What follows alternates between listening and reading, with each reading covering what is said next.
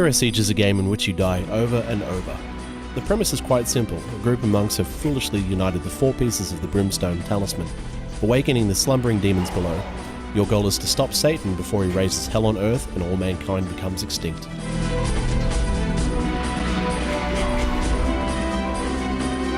Hero Siege is another entry into the hack-and-slash roguelike library. It borrows from games like The Binding of Isaac with its top-down perspective and separate controls for cardinal movement and attacking.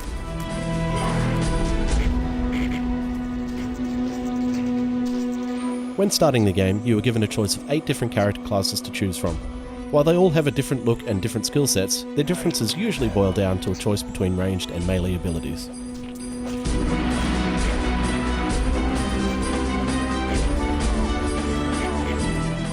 Some classes feel really overpowered, especially the ranged ones in the beginning where you can essentially avoid all damage by keeping your distance. Other classes feel overpowered because of their abilities. For example, the Redneck's Molotov, which just tears through enemies regardless of their size and strength. Some classes are noticeably less powerful, meaning you'll need to factor more than their aesthetic appeal into your choice.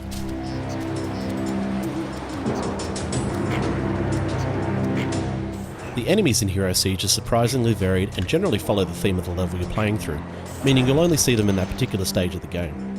While some of the enemies are used extensively in some levels, there's enough variation in size and abilities to make it not feel like the palette swap that some games in the genre are guilty of.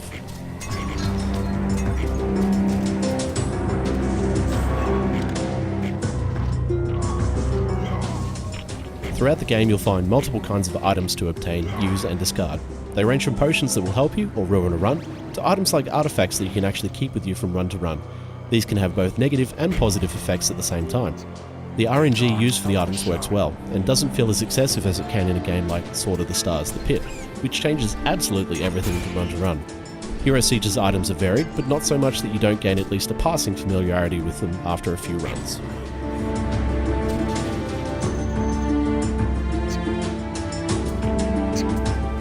The level design is arena-based and fairly straightforward, but includes a nice 16-bit aesthetic and theme to go with each level, from a frozen tundra to a forest reminiscent of older SNES games.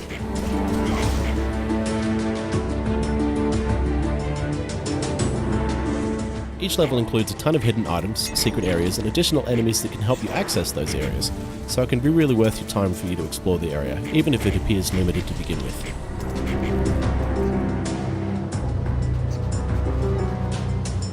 My only real complaint with the level design is that being on a 2D plane, items and enemies can become hidden behind towers, houses and fences as part of the game's attempt to give it the illusion of depth. It can make it really hard to distinguish where you're being attacked from, especially if it's in a small area.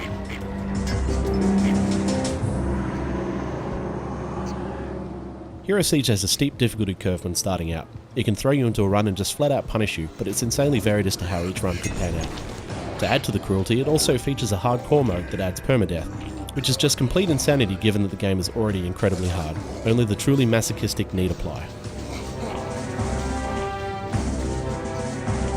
Controls are fairly straightforward, although much like games such as Risk of Rain, it definitely warrants the use of a gamepad. Keyboard is plausible, but it feels much more natural with pad in hand.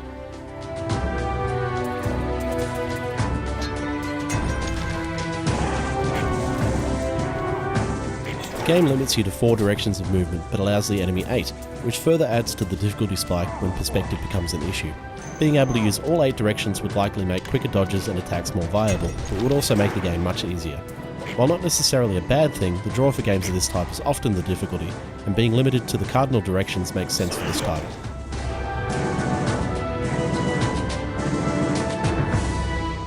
Hero Siege features local and online multiplayer, but it requires that you have the Cup of Doom DLC. If you've got some friends who enjoy this sort of game, it can be a real blast getting together and battling the forces of Satan. Spells and abilities will fly and chaos will ensue, but you'll love every second of it.